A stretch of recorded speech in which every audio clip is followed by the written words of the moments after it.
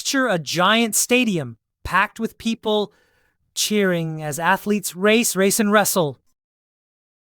Some events lasted all day, with the crowd sitting on stone seats as big as school desks. The energy in the air was louder than a football game. But why did these city-states compete so fiercely? Imagine a place where neighbors could be best friends one day, but fierce rivals the next.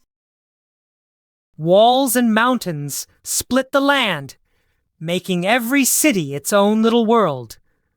Some cities would only open their gates for a festival or a big race. That's right, ancient Greece was not just one country. It was a patchwork of city-states, each with its own rules and leaders. People there loved to ask big questions about life, nature, and what made a good person. Even when they disagreed, they shared one thing: a passion for ideas that changed the world. In Athens, crowds gathered in huge open spaces called assemblies. People stood side by side, sharing ideas and talking about what mattered most. When it came time to decide, they voted, sometimes by raising their hands, sometimes by dropping stones in special jars. Imagine if your whole class picked the next game together, instead of the teacher just telling you what to play. That was the big idea. Everyone got a say, not just the bossiest person. Sports were everywhere, from dusty fields to grand stadiums. Every few years, crowds traveled for the Olympic Games at Olympia. It was like the biggest school sports day ever, with running, wrestling, and events you might see at recess, just way more serious. While people were busy voting and making choices, another amazing thing was happening in ancient Greece. Socrates liked asking questions so much that people called it the Socratic method.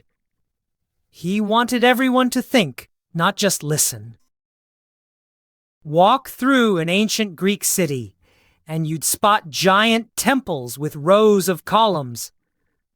Some of those columns reached as high as a 4-story building. The Greeks built these temples for their gods, making sure every block was strong and every shape looked just right, kind of how you might decorate your room for something special.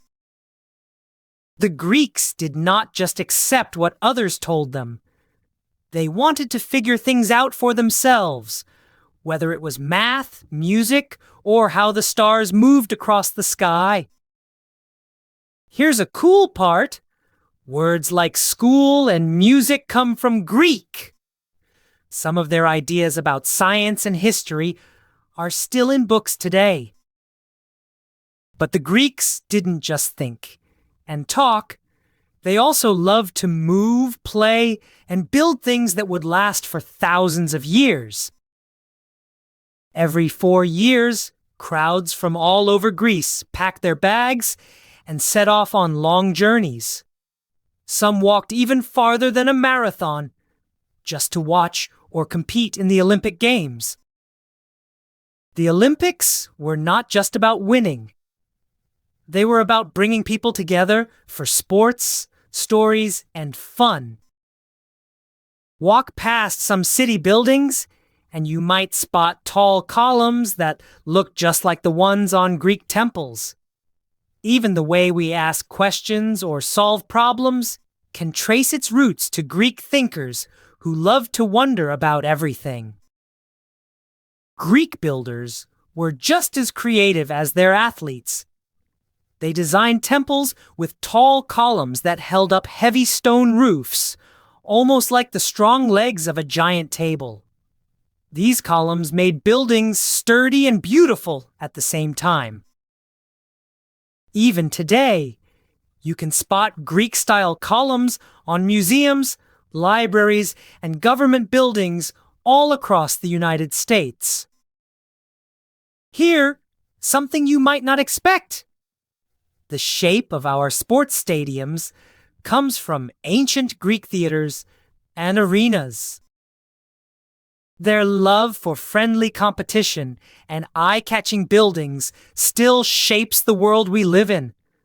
Some of the words we use every day, even the word stadium, come from ancient Greece. So, how does all of this connect to our lives today?